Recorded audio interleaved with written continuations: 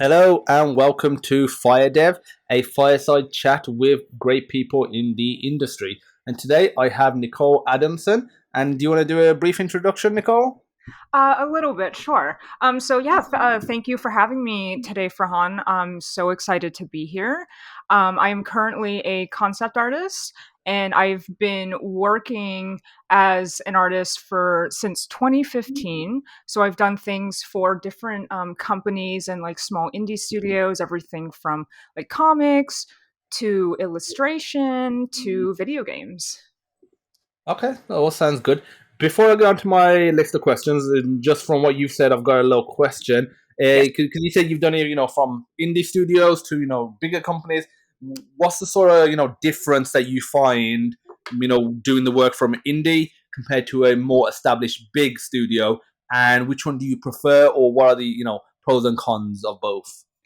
Like for indie studios, I don't think I've done anything for like a big video game studio yet. The biggest studio I've worked for is Fandango, and that was actually for illustration. Um, for for video games, when I was working for indie companies, it was like very small, like super close, like family. Everyone was just like um we're all like very close with each other. I remember I worked in a startup called Studio Melusine for a couple years, and we just created a video game like from scratch, so absolutely nothing. And so it was just all us, like creative ideas. It was a lot of work, but doing something that definitely had more funding behind it, like LifeForce Games that I recently worked for. Having like a supervisor was really nice because we have like some sort of direction, some sort of like art direction on where to go, and it's a bit more, I guess you could say, like organized. But overall, I think both experiences were just super fun. Okay. And how, did you get involved with the startup? Was there any particular special story, or was it just you just happened to apply and it was a startup? Yeah, so there was actually a story. So I first got my big art job through convention. So I live in California, and there's like the big, like the California convention scene. And so in 2015, I thought, hey, I thought it'd be really cool to just start showing my work at these conventions. So the first convention I went to was WonderCon, and that's actually where I got the Fandango job. And then a couple years later, I think the next year after, I did a convention called Anime Expo. And so when I was showing artwork there, someone came up to me and said, hey, we're just like a startup. We're just looking for people right now. Your stuff looks very like game art. Would you like to join us? So I said yes. And uh, I ended up doing we ended up forming a indie studio called Studio Melusine. It was from people all over the world, but we never met in person. So everything was done like strictly through Discord. So it was just like messages and then like voice calls, and that's it. And that's kind of how we got formed from there. Okay, so that Studio Melusine, what did that company that you formed do? So we first started to make a PC game, and unfortunately that first one, the scope of the project was way too big. So our project supervisor, who brought it, our project lead, he decided, okay, it's why don't we do something smaller? Why don't we pump out something that we can actually show people and get something finished? So that next year, I think maybe in like 2017, in 2018, we ended up releasing a mobile game called Brigands. So it was a steampunk, like arcade side-scrolling shooter, and it was like had a whole bunch of like interesting, like funny, like animals, and just really fun, interesting, like steampunk style concepts. And that was released on Google Play and the the Apple Store. Okay, and is that game still available now to download? I will be honest, I don't think it is. I don't know what happened because I wasn't in that part of the production, but I don't think it's on there. I think it got removed. Yeah, because I remember seeing that on your LinkedIn page, and when I had a quick Google, I couldn't seem to find it. I mean, it probably, if it wasn't being actively developed, I know Google and Apple, they have, new APIs and new changes where if you're not keeping up to date with their, APIs, it gets to a point where they just take your app off just because it's not meeting either data protection, Yes. new standards, or this feature or this API is deprecated and you need to implement the new one. So there is that problem. I know a bunch of apps that I've created in the past because I wasn't actively developing them. Most of them have just got taken off, and that's just automatic. So even if you don't do anything, it they do get taken off. I think I've found it on like an APK download Yes. website. Yeah, yeah, yeah. Because the Google Play ID is com.studiomelazine.brigands. So Yes. I'm going to check that out afterwards, after we've done the podcast. It looks good from the images, but I will have a look. Because is this a like a bully house style game? Yes. It is. Yes, but I do really like Bully Hell, style games. I don't play them that often, but every now and again, I just feel like playing them because it's just chaos Yes. and they just feel arcadey. So I see that you stopped, working for Studio Melazine. Well, did Studio Melazine continue afterwards, or did it just sort of shut down and you all just went your separate ways? Yes. So we kind of so after we released our first project together, I think the rest of the team, I went to do more like freelance work, and the rest of the team, or I think some people in the team decided to do a couple more projects. I don't really know what happened with those.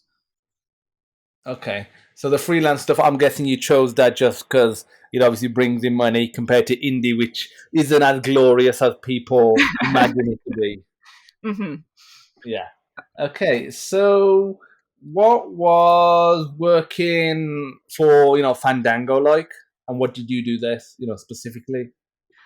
Yeah, so that was definitely a fun project. So I remember they came to me in WonderCon and asked, "Hey, we'd love for you to be a part of our show called I Love Movies, and we want you to create this, I don't know, like 34 by 24 inches like poster." And so they told me we want it to be based on a movie that you really enjoy, and then we will take your artwork and then we will show it at one of these parties during San Diego Comic-Con, and then also during I think at the boardwalk in Santa Monica for a summer concert series. And so the movie that I ended up choosing was, I believe it was Willy Wonka in the Chocolate Factory or Charlie in the Chocolate Factory. It was the Tim Burton one, and I remember growing up as a kid, I watched the original, the one that came out in the 70s, and I just absolutely loved it. And then I really enjoyed the Tim Burton remake. I thought it was like super fun. I love candy. I love like chocolate. So I ended up creating this big like poster piece from one of my favorite scenes, and it was like them in the chocolate room, but I redesigned it by making my own like sweets and making this really kind of like grand fun image. And so once it was done, they ended up showing it at one of the parties at San Diego Comic-Con. They invited me and that was super fun. Okay, that's cool. So right now you're a concept artist at Life Force Games. What, type of concept, art do you do there? The type of art, so that's a PC, uh, I believe it's a PC game, and I did a lot of low poly, kind of like low contrast, like lo-fi like style art. So something like super like simplified, but still kind of like awesome, like cool, like badass looking. And so I did environment work as well as I designed some. I don't know if I can. I can technically talk about some of this stuff. But I did do some gem stuff. I designed these gems, and they're to be used to power up your heroes, but they have a very unique aspect, very specific to the Life Force games. And I also designed like one model for a tower defense game, and unfortunately, I actually ended up getting laid off back in like beginning of September, so I don't currently work there. Okay, so you're not working there right now. What are you? Are you doing like freelance work, or what are you up to these days? Um yeah, so I'm trying to I do like freelance work. I would prefer like doing more like contract or full time, but in the meantime I have been applying to studios. Someone actually recently asked me uh to do a private mentorship, so I guess I'm doing private tutoring art mentorships right now. So I've been teaching my student like the best that I know. You know, he wants to change his art from like abstract to more like abstract concept, which is super awesome. So I've been like helping him trying to do that, giving him the skills that he needs, uh, teaching him just the best that I got. And I do potentially have something lined up. I don't want to jinx it. It is with like a smaller game studio. I'm hoping it goes through, but it is also for like a big like a PC, or actually sorry, a MOBA game. Okay, that's cool. And this student that you're teaching, is he like a university student, or is he in the industry, or is he just as a hobby and now he's shifting? I would say Hmm. Okay, so he is an architectural designer, and he's definitely like older than me for sure. He's done um he's definitely done some work, but I think like right now this is more like a hobby for him, and he just wants to like pick up the skills for making his stuff a bit more like concept arty, and maybe like show it off at like galleries and stuff like that. Okay, that's pretty cool. And so you're a concept, artist. What made you focus on concept art over like another area? Because I think like for me, concept art, it's a lot of things. I like being able to draw anything from characters to creatures and environments. It's very, it's fun being like very, very versatile. I love being able to generate new ideas and places that people have never been able to see before, and just give them like something new. Just ideas are so much fun for me. Okay, that's cool. And what made you become an artist in the first place? And let's see. I love video games. I think first of all, I was inspired by like playing like Super Mario, and I loved playing Kingdom Hearts and the Final Fantasy series. When I played Final Fantasy 9, just looking at the environments, they were just so incredible, so detailed, so fun, so like fantasy driven. It felt like such an escape for me, and being able to do art is very like mentally freeing. I can basically exist whoever I want to be, and it's it's just so much fun actually like doing it. I was inspired by a lot of people growing up around me in school who were like drawing. They were doing like anime drawings, and I kept thinking to myself, "Oh my gosh, this is so cool. I would love to do this growing up." Okay, so have you ever thought about doing artwork that's, more released than concept stage? And have you ever tried any? Yeah, so yes. Um so on certain days I love doing like little artist like drawings or warm-ups. And so what I do is before I start a piece or I do something for work, I'll just pop on the Photoshop, like bring up my tablet and I'll just start like sketching and just drawing whatever comes to mind. So I just like come up with like characters or creatures that I don't really like think about, and I just kind of go with the flow. I kind of follow like the forms, the shapes, maybe add a couple eyes and some teeth, and just let the drawing or the sketch happen. So, not trying to force myself to make anything like super crazy or super intense, just have fun and just put a whole bunch of elements and ideas together. Okay. And why the gaming industry instead of, some other industry to make, do artwork for? Um I just I can't get away from games. They've been with me for so long, ever since I was little, that it's been such a big part of my life. It's Playing games has really helped me through some of the more difficult times in my life. It's really helped get me through some hard moments, and just like the people, just how much passion everyone is able to put into a game to create this amazing product and share it with the rest of the world. It's so amazing and so fun to me.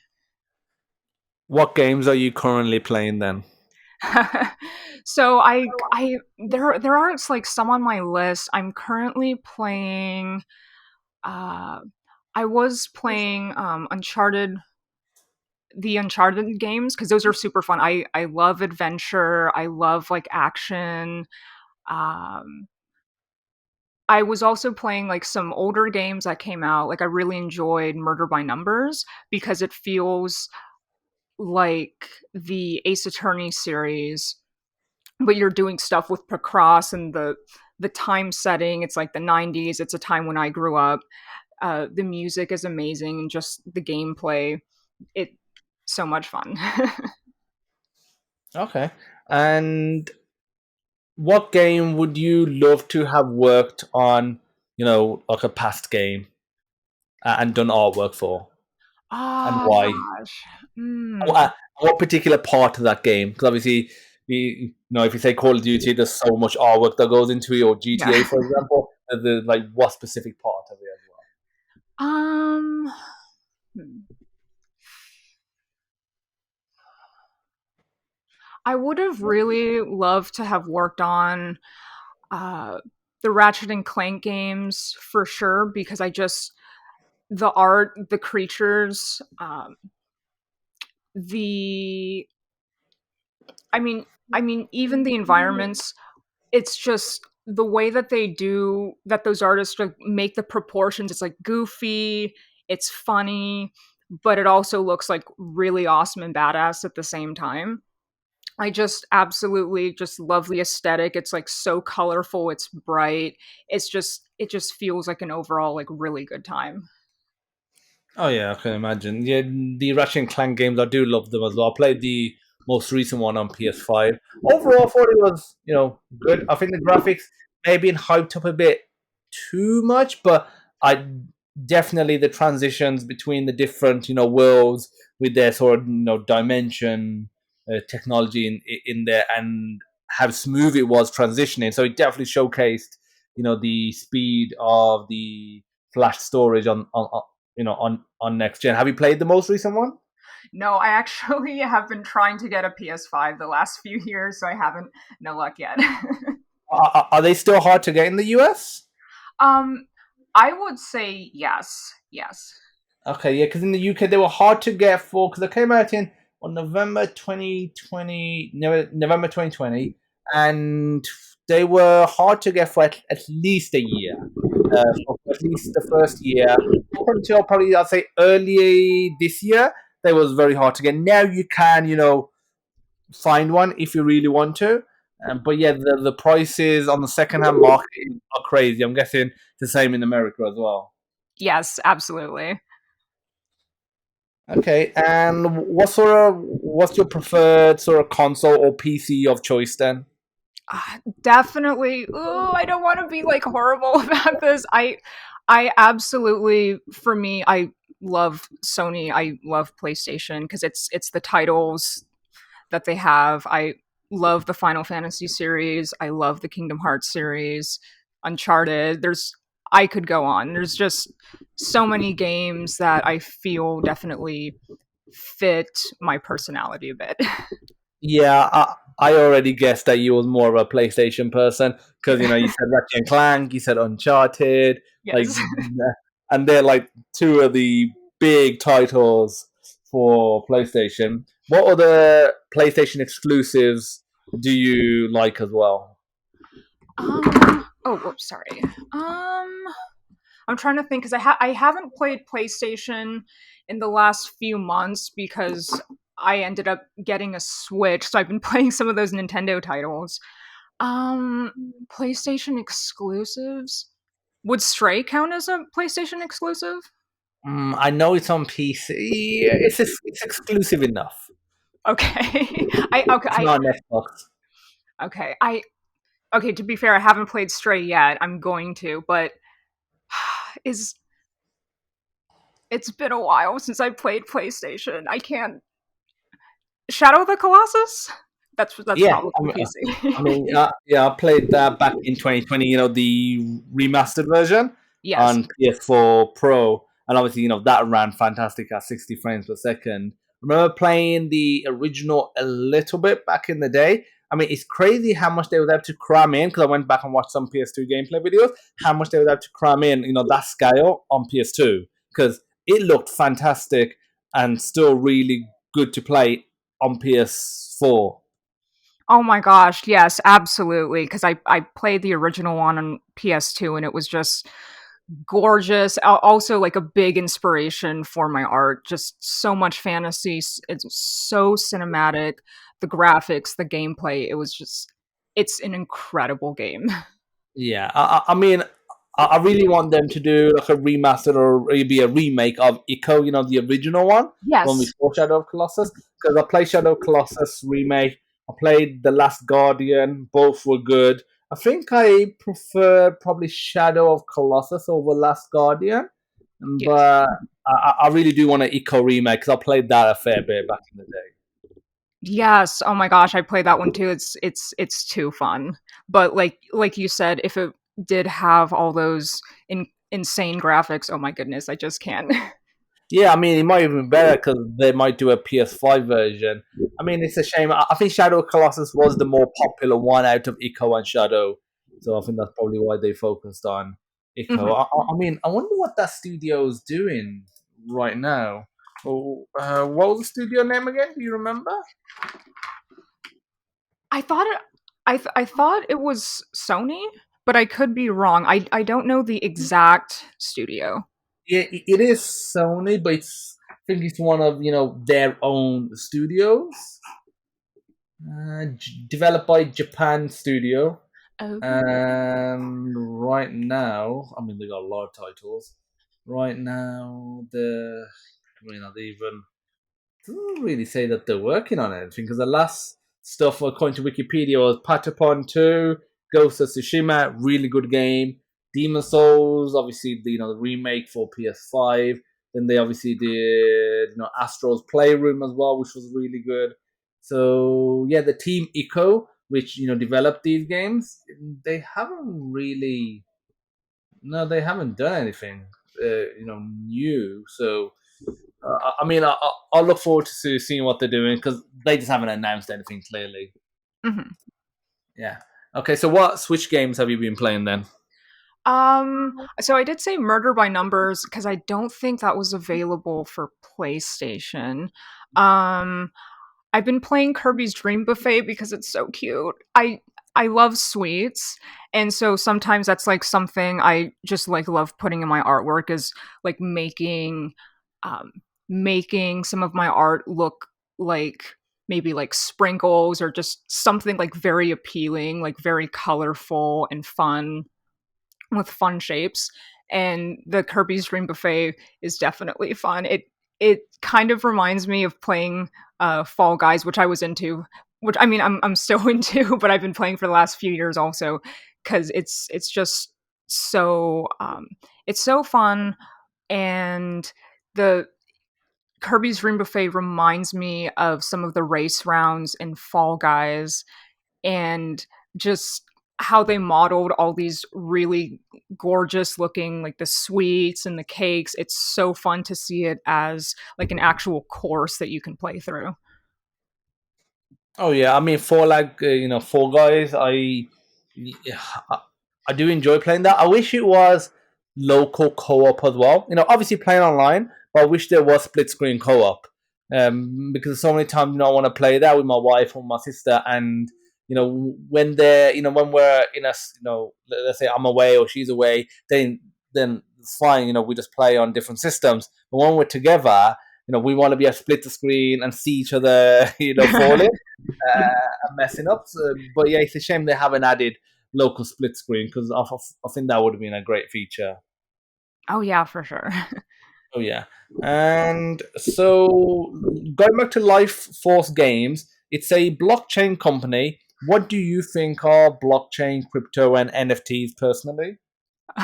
Personally, ooh, that's I like okay, so from a marketing standpoint, I can see why it works and I can see why it would be appealing for a studio to do that.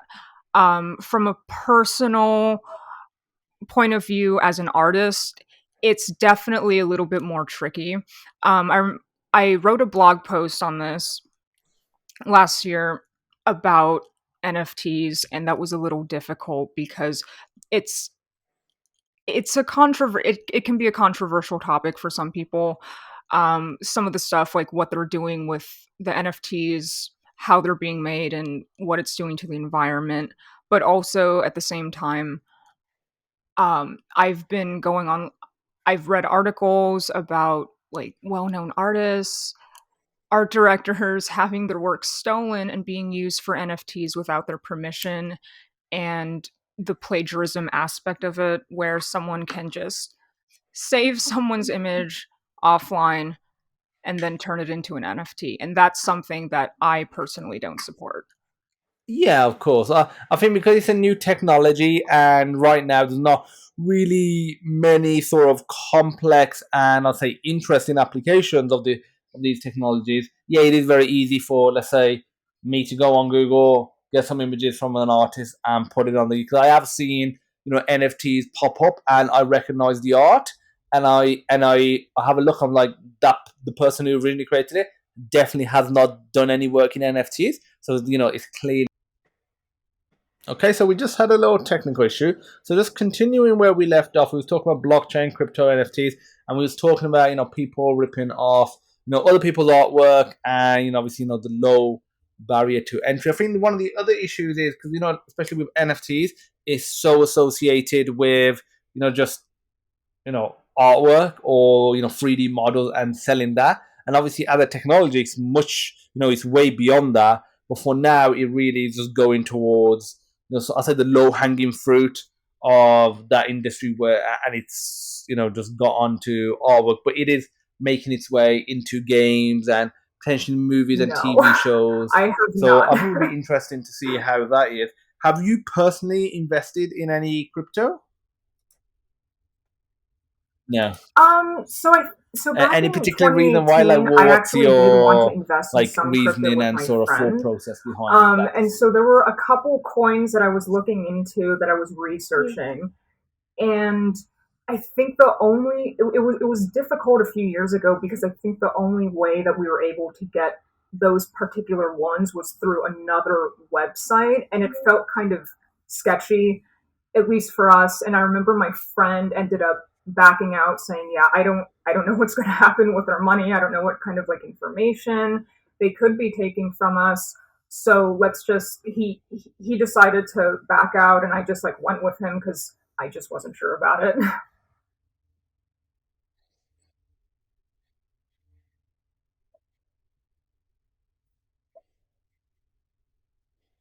That's fair enough. And okay, so you're not at Life Force Games now, but if you was there, or If if they I had were a going to different pay me company, in if they crypto, I would said definitely we're want going my to pay US you in dollars crypto, for now. would you accept that, or would you still want your old, US dollars? No, I actual like Okay, so money, you don't want to be please. paid in Bitcoin or Life Force coins or whatever. Yes. Yeah, you want something that you can easily go to the store, buy a can of Coke, buy some chocolate, actually buy stuff easily Yes, without having to absolutely. worry about, obviously exchanging it and obviously currency differences and all that other stuff. Yes. So it Yeah. was, I So I believe, see that you last taught year online in classes. Tell us 2021, about that and how it came someone about. contacted me. They actually found my art station and contacted me about, hey, we're making this website. It's called Skill, and we're going to have artists. We really like your work. And if you want to teach classes online on this website, you can. So I had a couple meetings with him. I checked out the website, made sure to read the TOS, all the fine print, and everything just seemed great. You could, if you were an instructor, you could make whatever class that you wanted. So you could teach anything. I think at the time, he specifically wanted only creative classes, so art. And so I decided to teach a couple classes, one called Light and Shadows for beginners. And what was great about it was you could set your price per student, however long you wanted the class to be. It was completely customizable. And I ended up teaching the Light and Shadows class for beginners for a year on the site. And then what happened is I think the company ended up doing some NFT stuff this year, and they did invite me to do it. And I don't know what happened, but I'm trying to find the site, and I think it just the site's not there anymore. So I don't know what happened with that.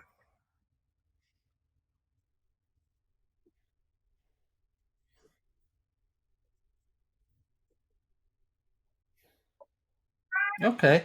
And have you ever thought about, starting a YouTube channel and teaching on there? Because obviously it Mhm. seems like, you've got a fair bit of teaching experience over the years. Clearly you enjoyed enough to do it. You've got obviously industry experience as well. So I think like a combination would make for a good YouTube channel, teaching the artwork, how to do it, transitioning from one type to another, how to, obviously your experience in the industry In terms of and maybe doing the the sort YouTube of channel, I portfolio have or sort of definitely CV that you thought recommend to about get a it, job. but I So, like, know have at you even least thought right about now that? I just don't have the time to do it because it's like recording. I don't know much about uh, doing video work, but I just know it's a lot. You have to keep up with the algorithm. You have to post at least one video a week, and that's kind of difficult. So I'm kind of focusing a little bit of my free time on making the blog and instead. So having people drive traffic to the blog and potentially making like some income off of that, and not having to post a video at least for now like every week because it's just I know it's something that I can't handle in my schedule right now, but later on it's something that I would definitely consider for sure.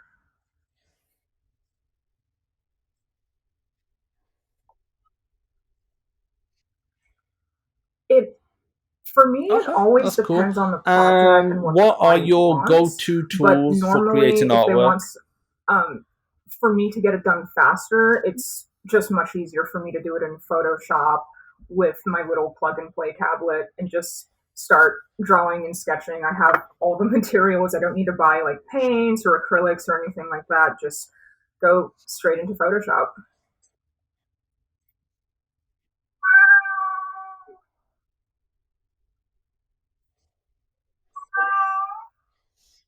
Okay. And what would you recommend to someone that's starting Yeah. out, can't afford, let's say, a tool like Photoshop? 'Cause Photoshop's not cheap. And you can't even really buy Photoshop anymore. You have to, just subscribe to it. So can't even fork it out, keep it for 5 years. How I know people used to. You have to pay every month. what would you recommend to those people that can't afford it right now, Um, but that want to so I try do. and get some There exposure are to it? What a tools few or other techniques would programs that you you could recommend try, like outside of piracy, of course? that people can try for free. Like I believe Clip Studio might be offering a free, like a maybe like a free like few months trial or so, and that operates pretty similar to Photoshop. And I think also you can still buy the forever version for if you have an extra, I don't know, like $50 to $60 lying around. Like you can just buy and get that like forever version. Um, I mean, it won't come with like any updates, but it's still a pretty good price for a digital program. So that's one I would. Yeah.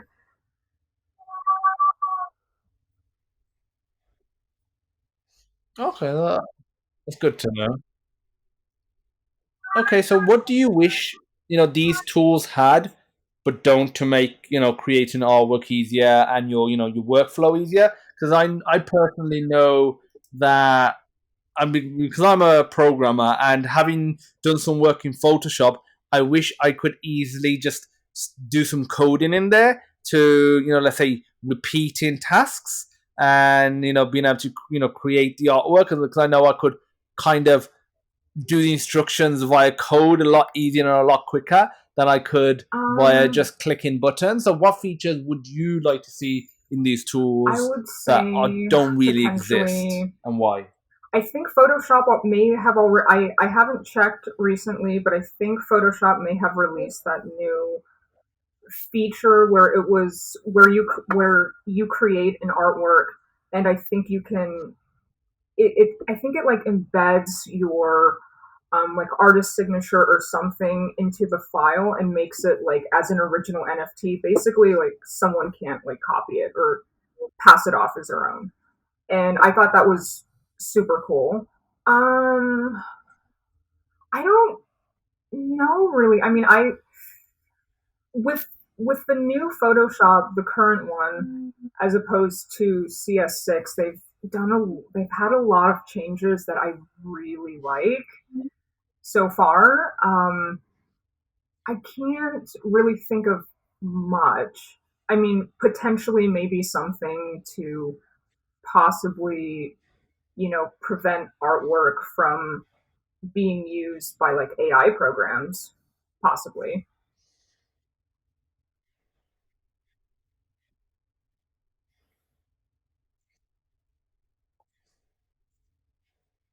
Okay, that sounds interesting. And sort of which YouTube channels and online resources would you Ooh, recommend for someone that's learning to draw? Because there's that's a lot tough of because, as you resources out said, there, there's but a obviously trying to lot of navigate it. resources. Which one There's would you personally so recommend? much. I would say definitely make sure to uh, like if you have a budget, make sure to put that first. Make sure to get classes that you really want and make sure to research the people who are like teaching those classes. Make sure it's something that you absolutely want and it definitely feels like worth your time.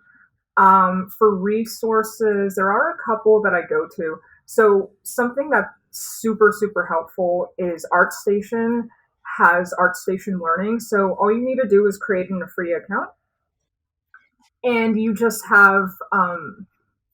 can have access to a whole bunch of like free tutorials like from industry professionals doing like awesome work, everything from modeling to concept art, illustration.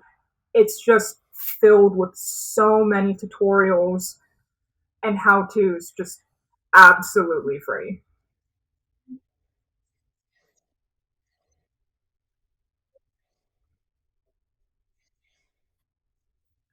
um Okay, that's I good to don't know if know. I've actually And worked what's with your Unreal. experience I like with have done stuff Unity, for and what do you think Unity, of but I Unreal? don't think I've never actually used the Unity interface and the program. So basically, when I was doing stuff for Studio Melusine and we were using Unity, he just told me, okay, just make the assets, just make them as PNGs, and send them over, and then they took care of the rest.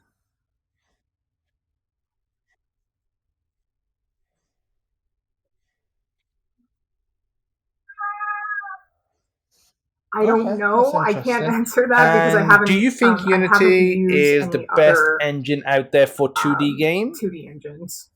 I haven't experimented with those yet.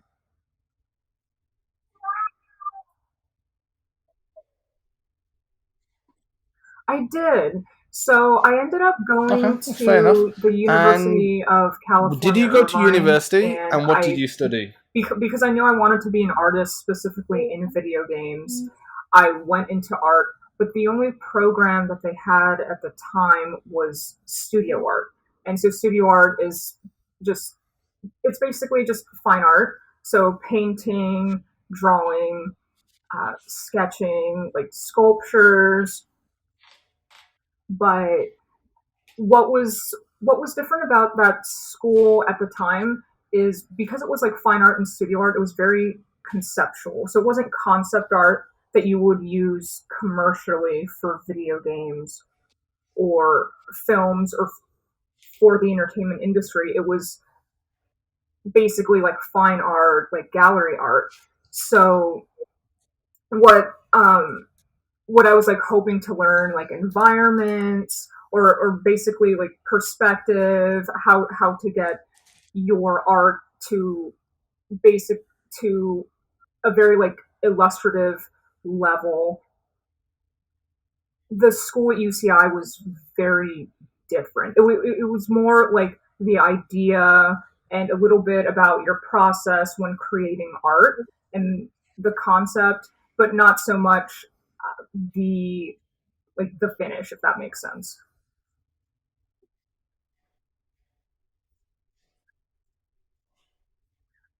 I would say it definitely Yeah, I understand what you mean. depends And would because you when I recommend went, they university didn't to have people? programs And why? for like concept artists or for jobs in the game industry. Now they do, which I find is super cool. I do believe UCI now has some sort of like game design program or classes that you can take. But I think I would say it really depends on where you're at, and if you have the money to do it. It really depends because some places actually do require you to have those degrees. So it's really difficult. I mean, some do and some don't. I can't speak for anyone else. Yeah. It just all depends on personal preference.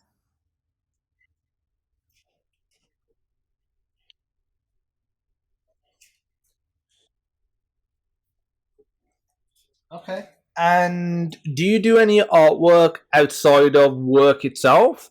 And what sort of artwork, I do do what do artwork you do it, outside of based off, the regular day in your job. spare time if you do I any? love doing like sketches. I love doing painting in watercolors. It's very colorful. So whenever I go out with friends or my family, I'll just bring my sketchbook along and just start sketching with like markers or pens, like ink, and kind of just like sketch what is around me, like say if I'm at a coffee shop or we go to like a theme park here, I find some of the structures to be like and the architecture to be really interesting. So that's something I'll just sketch and really just try to improve my skills a little bit more.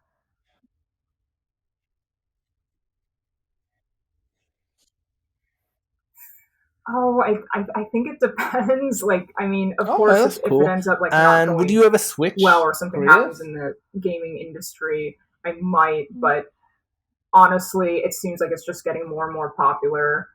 So for now, I would say I don't think so. I'm I'm very happy with this career.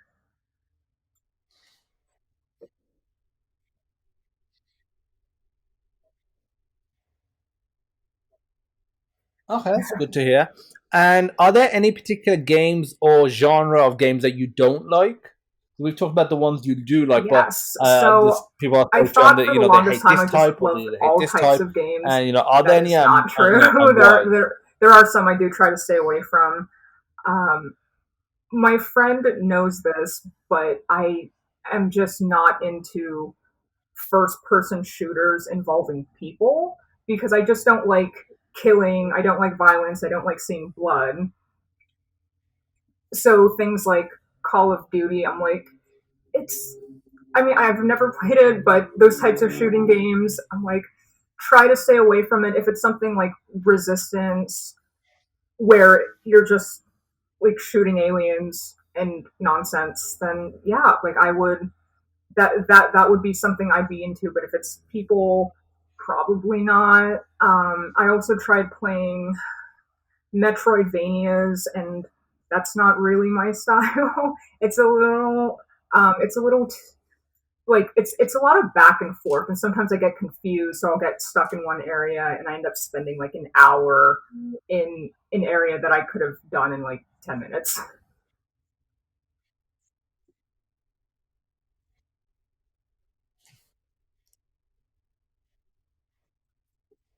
Yeah, I mean, we've all been there where you just.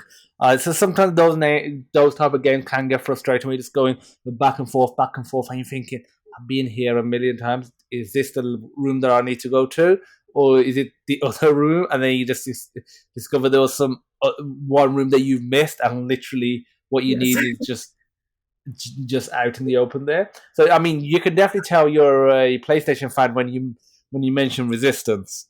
I haven't I haven't heard anyone talk about the Resistance games in ages. I'm still holding out hope Mhm. for Insomniac to make a new Resistance, especially on the PS5. But they seem to have closed that chapter because they do 1, 2, 3. They had the PSP and the PS Vita version, but that was it. Like I, I'd like to think they will, Mhm. but I think obviously they're doing the Spider-Man games, the Ratchet and Clank games, and I feel like they're more sort of popular, more well received. I feel like Resistance was popular, but it was really hardcore PlayStation people that loved it. Whereas I feel like the Spider-Man ones, the Xbox players really want it. Ratchet and Clank, I feel like if they had the choice, they would want it. I feel like with Resistance, because there was Halo and other games at the time on and like Gears as well, because obviously that was a big one. I feel like Gears and Resistance were the two at the time going head to head, even though one was third person, one was first person. And but yeah, you're saying because you're not killing humans, but in Resistance Actually, you kill the you are Chimera, right, but and I aren't think it's just like they for me, like visually, as long humans as that have it been doesn't taken look like a over? From human, what I it's remember correctly. fine.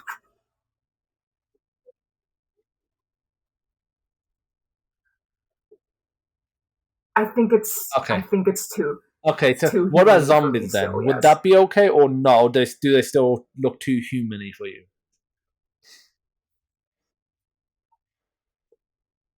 Too humany. Okay. I mean, are there any sort of shooters that you like That that you said that aren't shooting aren't humans. shooting humans per se? Are there any sort that you like to play? Yeah, there Um, are shooting humans. I mean, Either besides aliens Resistance or and Ratchet and robots Clank, or I don't know anything that's not human based. I don't. Besides those, no, but I do Oh yeah, because like in in Ratchet terms and of Clank you shoot. I forgot like all about that one. shooting humans. I I did like the Deus Ex games, so I will have to like so I did have to suck it up through those games, but those were really fun, as well as the Uncharted games.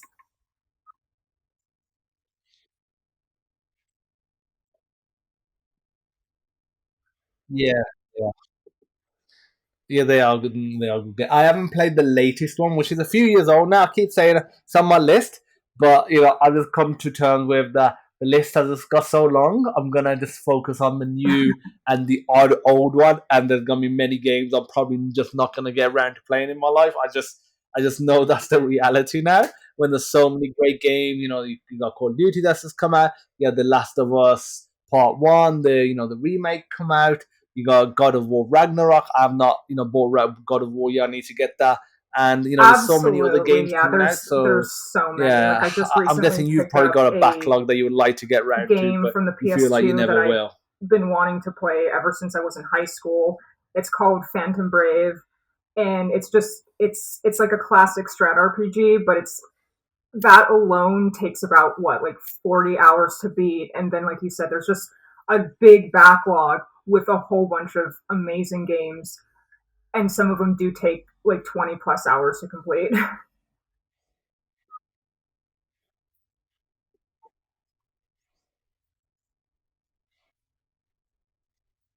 Oh yeah, I remember I had just finished Ghost of Tsushima probably about a year or so ago, and then I got Assassin's Creed Valhalla because Ghost of Tsushima I must have sunk about 30, 40 hours in because I did all the side quests as well. Leveled up my character, to the max, and I'm pretty sure I platinumed that game as well. And I started playing Valhalla because it's kind of similar in terms of the open world nature, and oh my god, I just remember thinking it's so bad, this Assassin's Creed is, compared to some of the older original ones like 1, 2, 3 and 4. And I looked at how long it takes to complete it, and I think it's 70 or 80 hours, something ridiculous. And I thought, no way, after playing, you know, a piece of art like Ghost of Tsushima, am I going to punish myself for 70 to 80 hours just because I want to get a game done? I was like, no, there's so many other games I would rather play. If you feel like a 10-hour or an 8-hour game like Call of Duty, I could maybe force myself. But for 70, 80 hours, and that was just the main campaign. That wasn't even include. It might be 40, 50, but whatever it was a ridiculous amount. And I think that's just for the main quest. And the reality is, I'm gonna have to do some side quests just to level up my Oh character, my although it's just gonna be god. too difficult. And yeah, that was something. Oh, that was just horrible. Uh, I haven't, but Assassin's I have Creed heard good was things. compared to the older ones. And like I was saying, after playing Ghost of Tsushima, like have you played that? Oh yeah, like when you play it, because obviously that's a PlayStation exclusive as well. When you play that, it's like, oh my god, this was made on PS4. Like it looks better than most PS5 games. They've got a PS5, remaster, which is a bit better now. Anyway, so that's would be the one I would recommend getting. But it's just, it is so, the visual, style is, it's the colors, the contrast. It's something you've got to Awesome, play, awesome. Yeah, and then obviously the storyline on top of it I'll as definitely well. check it out. Thank you. It Yeah, was definitely one of my speaking of favorite games that long I played games, in I 2020. totally forgot. I played Horizon back, I think around like 2020, 2021. And gosh, like it's so amazing, but the main story was very long, and then doing all of the side quests and the extras. I think I ended up, like, time wise, I put in at least like 85 hours into that game.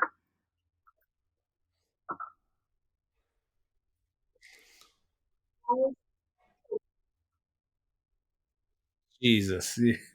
Yeah, I mean, I played the original. I do have number two. I'm probably, I don't know, about 5 or so hours into it.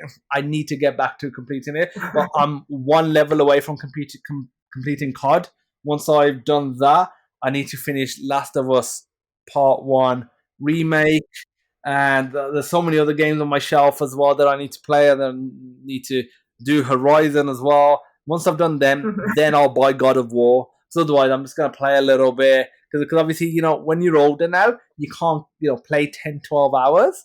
You're working. You got other stuff that you need to do and you want to do. So Yeah, if you're only playing an absolutely. hour Yeah, or two I here just and know there, that or like every day, you nowadays need I to can't really focus on those few focus or games. spend too much time on really long titles. So I try to stick with something like 12 hours or less, maybe like 15 hours or less.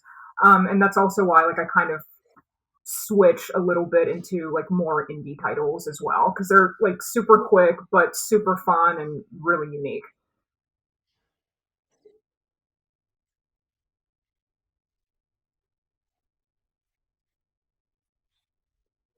Oh yeah, like some of the indie titles out there, and some of them look so good. The storyline's so good. The gameplay mechanics are different. They just work really well, and you think, this one made by one or a few people, and then you get games that are made by hundreds of thousands of people, and you think I have their heard games is about just it, but I have rubbish not. compared to this person has created this amazing piece of artwork. Did you ever play Firewatch from a few years ago? Again, it's one of those games that's got a really nice art style. It's a very nice, for the most part, calm and peaceful game. It's just a walking simulator, so I won't reveal too much. But you work in a fire watch tower. You're on a radio. You're having to do just mundane missions, and but there's basically a mystery that you're trying to solve as well. And there's like a little bit of an ending that's worth. It's definitely a game worth checking out.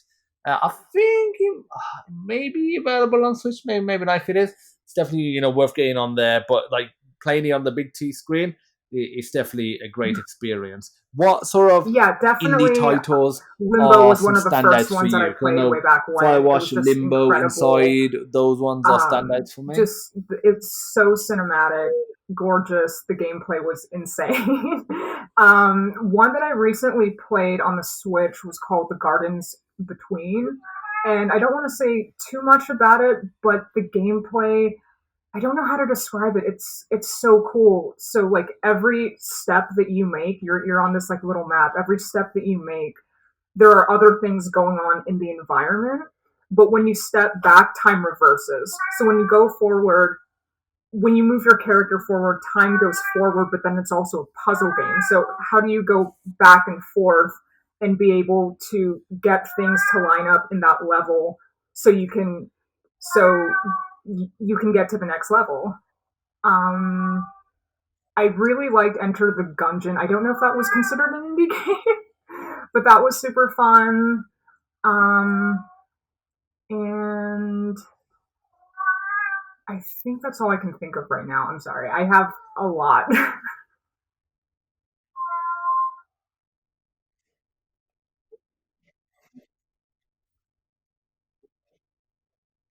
Okay, that's Oh, cool. And it's what was the called The game that you Gardens said again? Between. The one that you said, when you walk forward, you go forward in time. When you go backwards in time. What was the name? The Garden. I mean, the name does ring. The Garden Between. Yes, the poster image I'm seeing. Actually, I think it's not a game that I saw and I wanted to play. Isn't this relatively? No, it's not. It's not that new. It's a few years old. Okay, so yeah, I'm definitely gonna have a look at that because I do remember seeing that and thinking, looked like a cool game, and it sounds even cooler as well. Um, Okay, so what do you so think of when remote I got working versus the being in the job office, and from how has Fandango your since previous then, positions I been? can't speak for the office because my entire career has been remote work ever since 2015. So I've never been in the office except the one time when I went to Fandango and I had to give them Okay, the deliverables. That's it.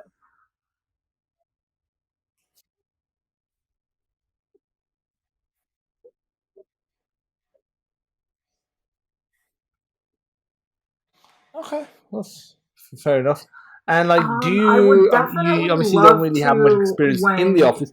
Would uh, you like to, the or are pandemic, you when just when happy things have doing it gotten a bit remote? better with the pandemic, I would love to work in the office. It's always been a for sure dream. Just like working with the team, having my own desk and chair, very cool.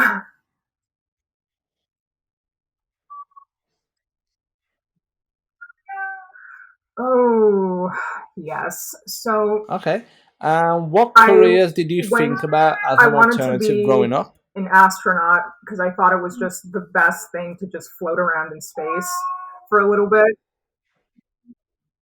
I know it just seemed like so fun. I That was wanted one to of the things I fly. wanted to be as That well. it is just like a very like childish but like really fun like idea. And I wanted to become a chemical engineer, but it felt like it was definitely more of like a parent's thing where this pays well, this is interesting, you'll make a lot of money basically, be a chemical engineer. And that's actually when I applied to colleges, I applied as a chemical engineer. not as an artist.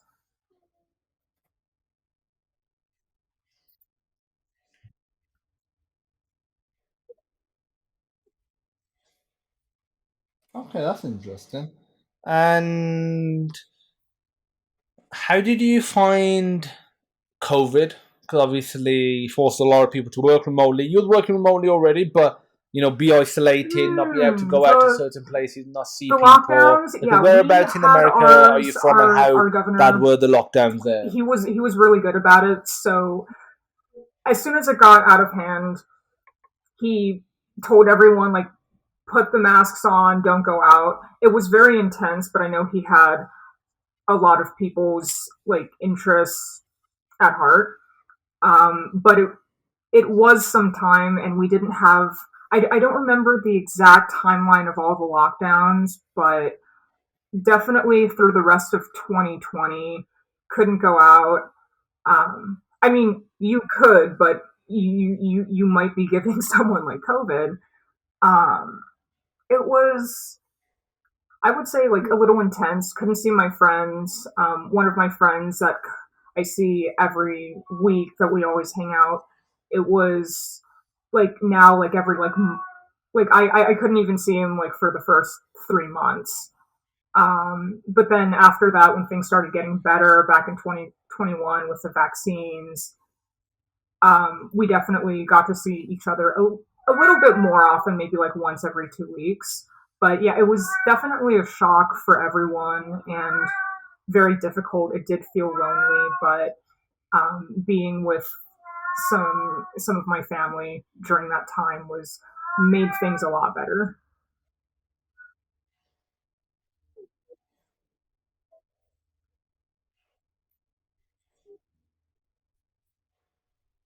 Oh yeah, definitely having people around you definitely does help in a Okay. situation like that. Okay, so I've got a few fun generic questions, just to run through, less career based.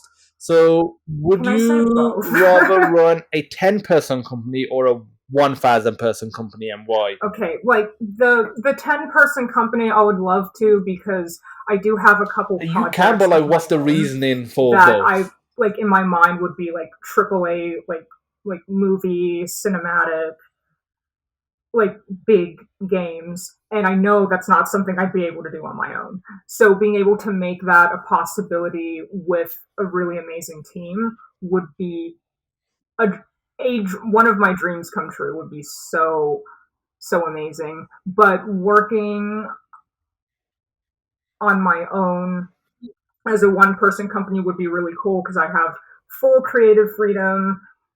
It's just a lot easier to manage. It's everything that I want. Just go for it and just release it. I would be in control of what happens. Like if anything happens, um, it would be a lot easier.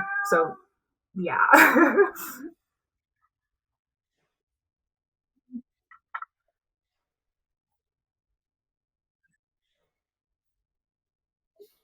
Fair enough. And would you rather have 5 million I upfront don't or half know. a million a Five year for million the rest of your upfront or life? half a million a year. Probably the half a million a year because for the rest of my life because it's just constantly just going to be coming in. It's not something I'm going to have to keep worrying about all the time. It's just okay, like I know I have this amount coming in. It's just basically like some sort of like good like positive expectations to not worry about potentially like when the next paycheck will be coming.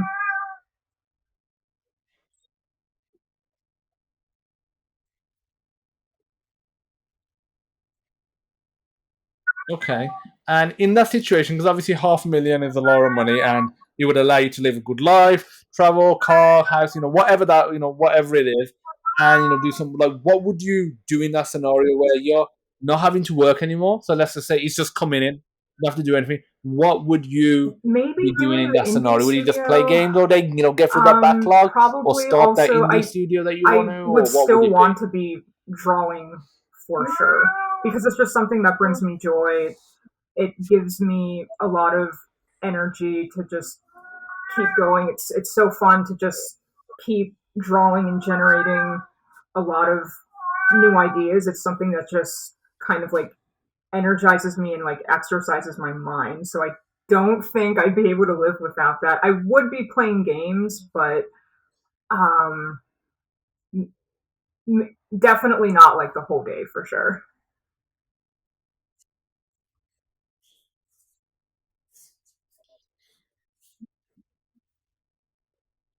Okay, and so you want to do, your own stuff, your own indie work again. Like, is there any particular reason you're not, going for it right now?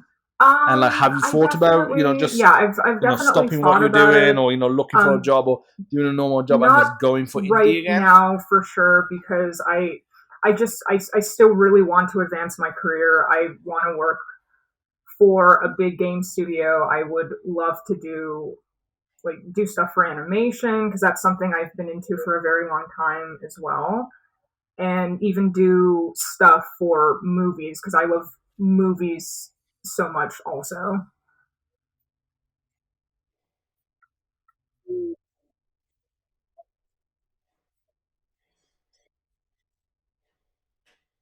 Okay, that's cool. To talk about movies, what do you think of video game to movie adaptations and vice versa, movie to video game um, adaptations?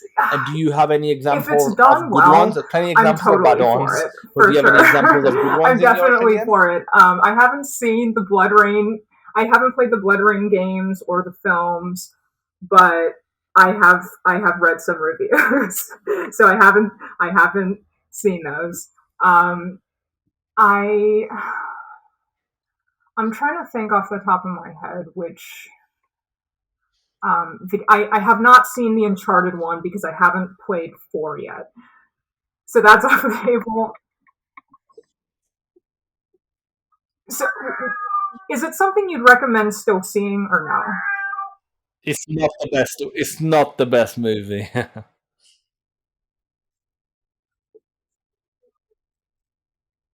I mean, it's worth a watch, especially if you are an Uncharted fan like I was. That's the main reason I watched. If I wasn't an Uncharted fan, I potentially may have you. I love movies, so I do watch a lot, but it would have been potentially something I would have missed. But because if you are an Uncharted fan, you'll see so many just problems and inaccuracies and just changes to the movie that were unnecessary, and the casting and everything. It's just like Tom Holland as That Nate makes and sense, yes. Mark Wahlberg as Sully. Mark Wahlberg looks more like a Nate than a Sully. Yeah, so again, it's worth a watch, but it's not the best one. I think they had a great opportunity there and they blew it. I feel like somebody came to them. They were like, your games are doing really well. Sony, because obviously the thing is, Sony has a movie division, so it's a lot easier for Sony to do a movie than it is for Microsoft because they're having to partner with other external studios. Whereas Sony's like, we'll do it, and we've got because obviously Tom Holland is under contract for Spider Man. They were able to obviously as a result get him very easy for this movie. And they're like, Tom Holland's hot. He's the in guy right now. Let's have him as Nate. Joking around, and but I feel like he wasn't created by fans or by people that made the game and that actually had any control over the movie. And as a result, it does show because there's Half Life, which is a game that I love on PC and obviously on consoles as well. It's never had a movie, even though there's been huge talks about a movie. GTA has never had a movie, even though there's been loads of potential scripts and offers. Like I'm reading recently, apparently they was gonna do a GTA movie after GTA 3 came out with Eminem in there, and Rockstar basically canned it, and they didn't want to do it. And obviously, that's a great position for Rockstar to be in to have this now, like the top earning game of all time, and say, you know what, we don't need to do a movie if it's. I'm sure they get scripts all the time, and to have that control to say, I Yes, don't need yeah, to go into the movie absolutely. That business. I makes a can just lot of dominate the sense. game you want, unless we get Like, an speaking of amazing script. video game films, I am so excited for the Super Mario one. It looks gorgeous.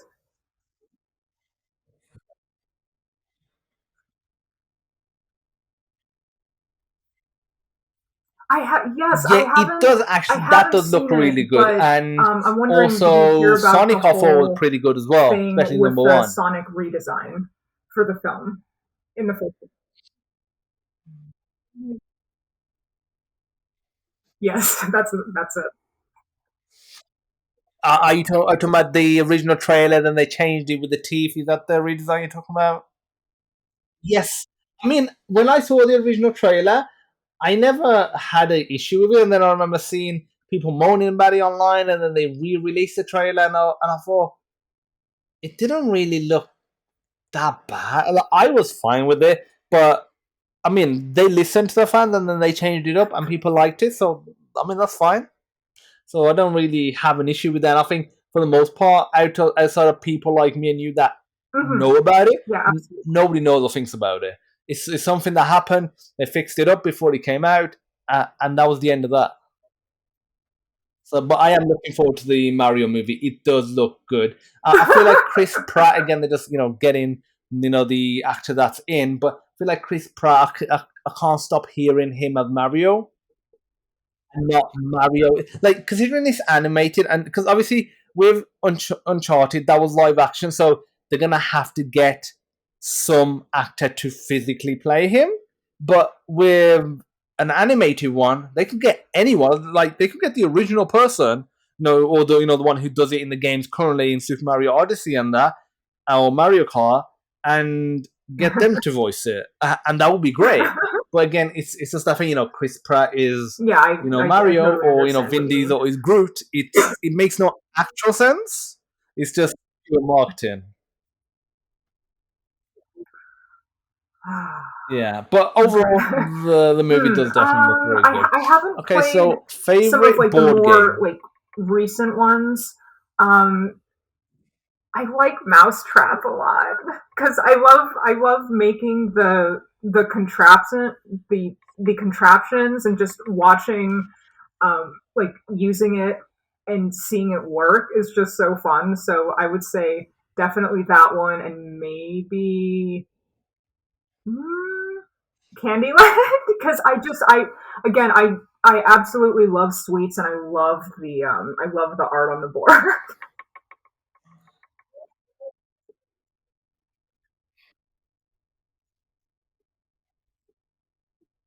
It does.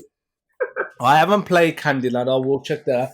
I do like Mousetrap. The problem I have with Mousetrap is it Yes. takes so long to set up, and then the actual game lasts much. It's a lot shorter than the setup time, and it's just over like that. Yeah, the contraptions are nice, but it just takes so long to set up. And every time I feel like playing it, I'm like, nope. I remember the setup. I remember the setup. I am not doing this. Now I have a 8 month old daughter. I know that when she gets a bit older, and once she sees the setup once, she's always going to want to play that one compared to, let's say, Monopoly. She's going to want to play that one because obviously it's so fun looking, and then I'm gonna have to set it up.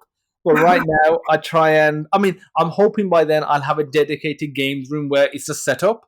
Then that is fine then, because I remember when me and my wife first got married, we were playing a lot of board games, and I bought Mousetrap. We set it up, and how long it took? We left it set up for like a week, and we were like, and we played it a That few is times. And my so wife's like, "Oh, we gotta true. Yeah, disassemble it I now." I was like, remember "Oh, like does that mean we need to like if you're looking at reassemble the it when we instructions of play?" setting up that game, when I was first playing it, it took me like almost an hour just to figure out how everything worked.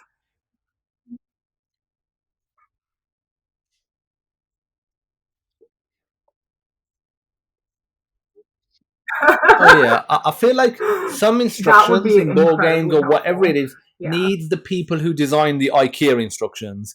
Need to simplify a bit. Yeah, I mean, I wonder if it's in house or if they outsource it. But either way, they are very Yes, good yes, because that's they so pretty funny much because never I have was any actually important assembling some IKEA words on them. furniture Like it's all earlier just this year, and diagrams. yeah, just nope. It feels like very like the Lego manuals, just all pictures.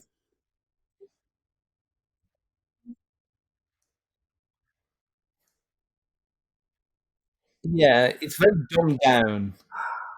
Okay.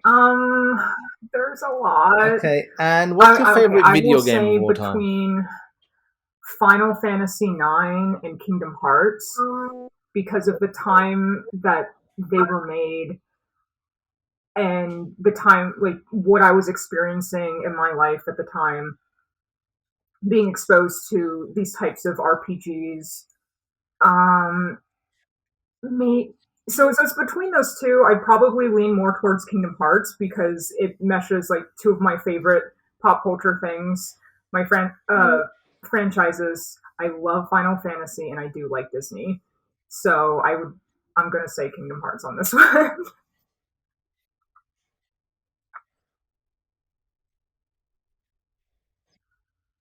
Kingdom Hearts 3. Okay, Um and what uh video game are you looking forward to the I'm trying to most? think like what other ones were coming out. There was one that seemed really interesting that my friend showed me by the creator who did Danganronpa. I don't know if you've heard of it.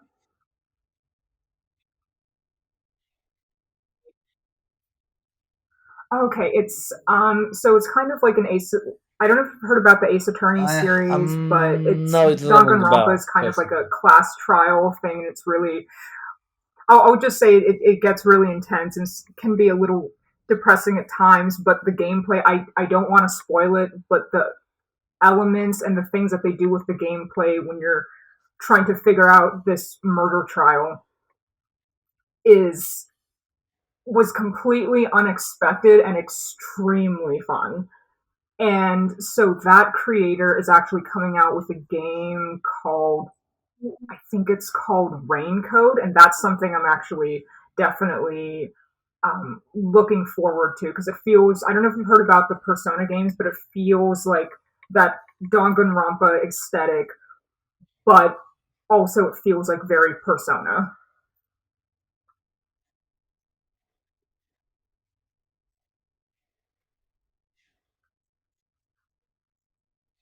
Okay, yeah, I mean, I haven't played the Persona game, but I've definitely heard of them. So okay, fair enough.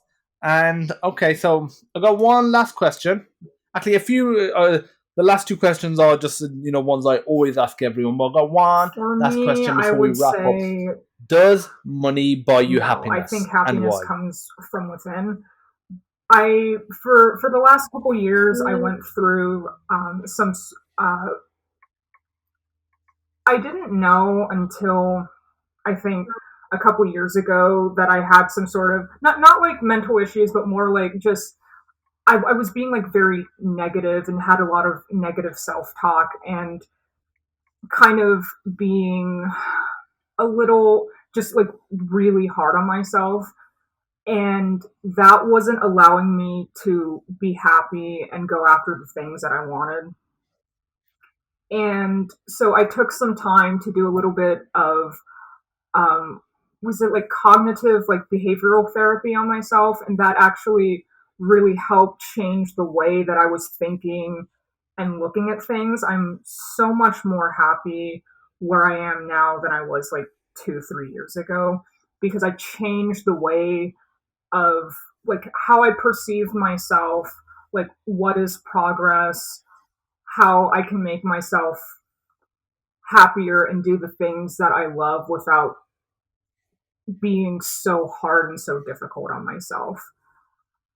And that none of that involved like any money or anything.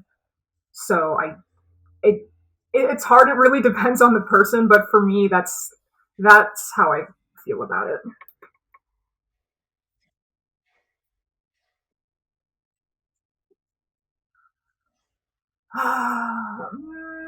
Okay.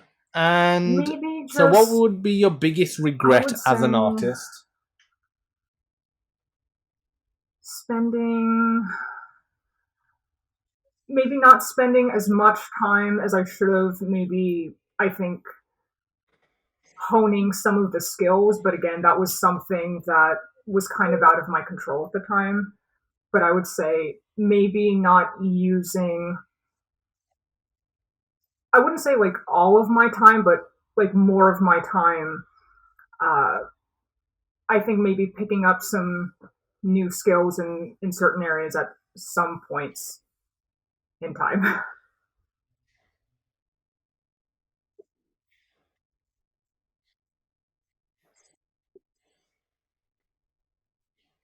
Okay, I mean, yeah, that's definitely a regret of mine as well. I do feel like there's been times in my life, and I look back and I think I should have, just learned this skill, especially when it wasn't, let's say, as in demand, or it was a lot easier to learn it. Then maybe there was just less to learn, or hey, I had more time, or whatever it was. And I just think at the time I thought, I don't need it, or it's just hassle, or whatever.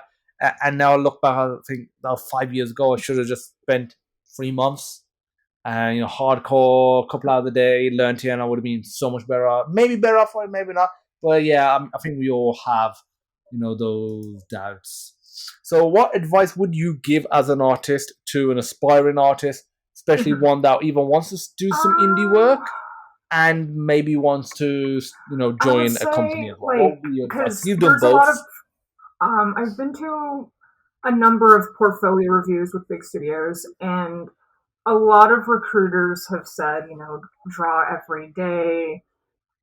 And it is, from a recruiter standpoint, it makes sense because they want to see you keep pumping out work constantly. And they want to hire someone that's passionate. But for me, I know that I can't do that every day. And so I would say, you know, like put what you can and try to do your best. You don't have to draw every single day all the time, but get yourself to the point where you are consistent with your work. Maybe you are posting something online on social media. Like for ArtStation, like you can do it maybe like once every week or so.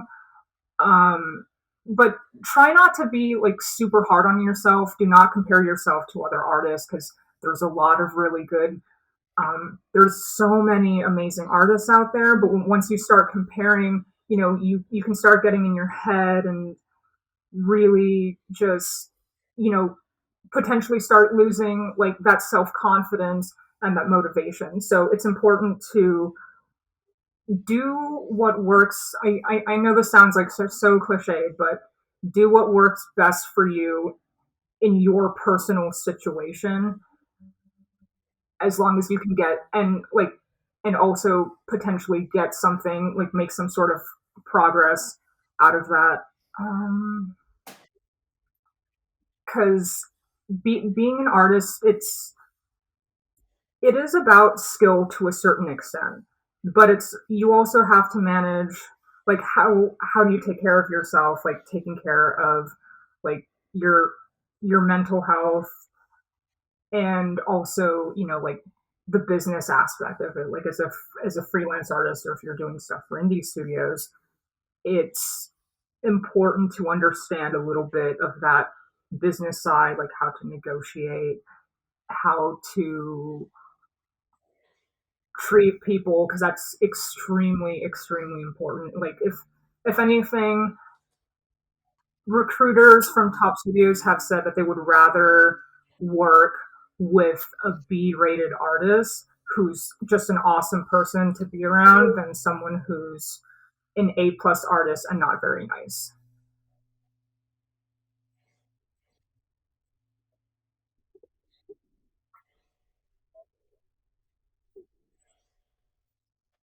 Oh yeah, for sure.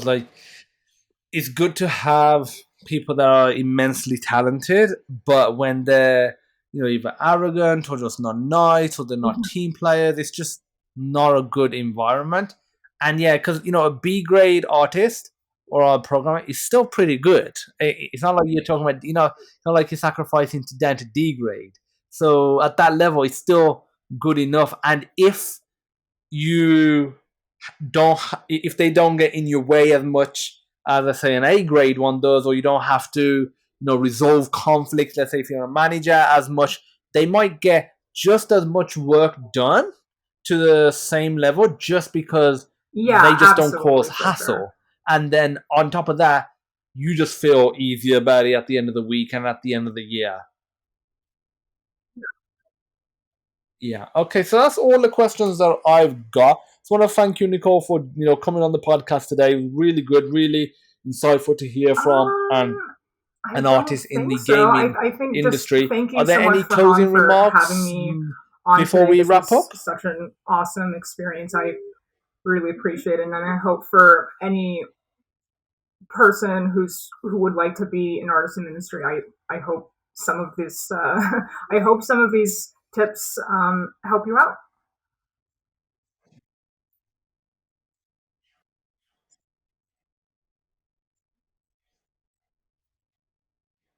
Oh, I'm sure they will. So I'll get any social, links or any portfolio links that Nicole wants to share.